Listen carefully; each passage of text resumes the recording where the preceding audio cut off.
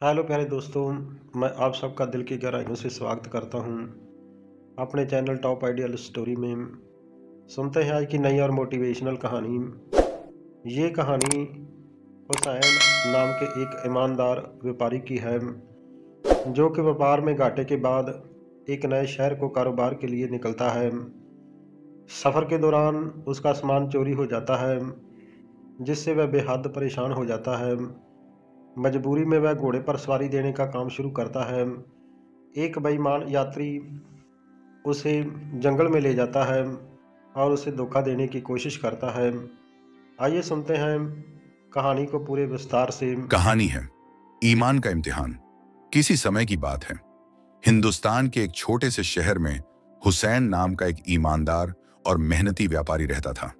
वह मसालों का कारोबार करता था और उसकी ख्याति दूर दूर तक फैली हुई थी। उसकी ईमानदारी और मेहनत की वजह से उसका व्यापार खूब फल फूल रहा था। लेकिन जैसे जैसे समय बीता, बाजार में नई प्रतिस्पर्धा बढ़ी और व्यापार में मंदी आने लगी। हुसैन के हालात ऐसे हो गए कि उसे अपना घर गिरवी रखना पड़ा। जब हुसैन को व्यापार में लगातार घाटा होने लगा, तो उसने सोचा कि शहर बदलकर नई शुरुआत करनी चाहिए। एक दिन उसने अपनी बची खुची दौलत एक थैले में रखी और नए शहर की ओर निकल पड़ा। रास्ते में एक सुनसान जगह पर उसे एक सराय दिखाई दी। सराय के दरवाजे पर लिखा था, यहां हर मेहमान अपनी सुरक्षा स्वयं करे। हुसैन को सराय का माहौल थोड़ा अजीब लगा, लेकिन उसके पास रुकने के अलावा कोई चारा नहीं था। रात में जब हुसैन अपने थैले को सिरहाने रखकर सो गया, तो उसे एक अजीब सी आहट सुनाई दी। वह उठा तो देखा कि एक साया तेजी से उसके थैले को लेकर भाग रहा है।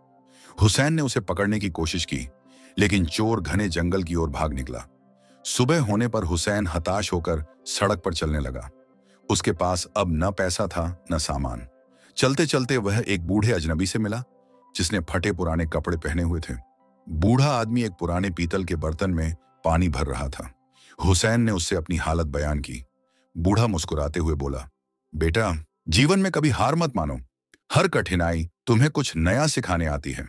हुसैन ने बूढ़े आदमी का धन्यवाद किया और सोचा कि अब उसे मेहनत और धैर्य से अपने हालात सुधारने होंगे। उसने शहर में जाकर अपने घोड़े को यात्रियों को सवारी देने के लिए उपयोग में लेना शुरू किया। एक दिन एक अजनबी आदमी उसके पास आया। वह लंबा, दुबला पतला और सफेद चोगा पहने हुए था। उसने कहा, मुझे इस शहर से दूर एक गांव जाना है। मुझे वहां तक पहुंचा दो और मैं तुम्हें अच्छा इनाम दूंगा। हुसैन ने हामी भर दी। रास्ते में जब वे जंगल के पास पहुंचे, तो वह आदमी बोला, इस तरफ से चलो, यह रास्ता छोटा और सुरक्षित है।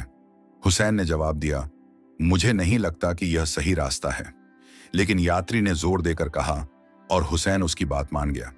जैसे ही वे जंगल में घुसे, अचानक चारों तरफ अंधेरा छा गया। हवा में अजीब सी खनक और कानों को चीर देने वाली आवाजें आने लगीं। हुसैन को डर लगा, लेकिन उसने अपनी घबराहट को छुपाने की कोशिश की। लेकिन युवक ने अपने चेहरे पर क्रूर हंसी के साथ व्यापारी को धमकी दी। उसने व्यापारी से कहा कि उसके पास जो कुछ भी है उसे उसे सौंप दे, वरना उसकी जान नहीं बचेगी। व्यापारी ने समय मांगते हुए कहा, मुझे 2 रकात नमाज पढ़ने की इजाजत दीजिए।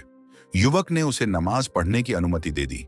व्यापारी ने घबराहट में नमाज शुरू की और मन ही मन ईश्वर से मदद की गुहार लगाने लगा। अचानक झाड़ियों के पीछे से एक घुड़सवार प्रकट हुआ।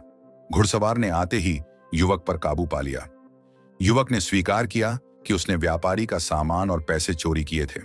व्यापारी को उसका सामान वापस मिल गया। वह घुड़सवार कोई और नहीं, बल्कि एक अंधा फकीर था, जो अपने अनोखे तरीके से लोगों की मदद करता था। फकीर ने व्यापारी से कहा, तुम्हें इस घटना से कुछ सीखने की जरूरत है। यह धन ईमानदारी से कमाया गया नहीं था, इसलिए इसका परीक्षण होना जरूरी था। क्योंकि व्यापारी ने एक दिन सड़क के किनारे बैठे इस व्यापारी के लौटे से अंधा समझकर कुछ सिक्के चुराए थे। व्यापारी ने अपनी भूल स्वीकार की और फकीर से वादा किया कि वह अब अपने व्यापार को ईमानदारी से चलाएगा। उसने अपनी कमाई का एक हिस्सा दान करने का संकल्प लिया। व्यापारी ने इस घटना के बाद अपने जीवन को एक नई दिशा दी। धीरे धीरे उसका व्यापार फिर से फलने फूलने लगा। वह न केवल अपने लिए, बल्कि जरूरतमंदों के लिए भी काम करने लगा। उसकी ईमानदारी और दया के लिए लोग उसकी सराहना करने लगे।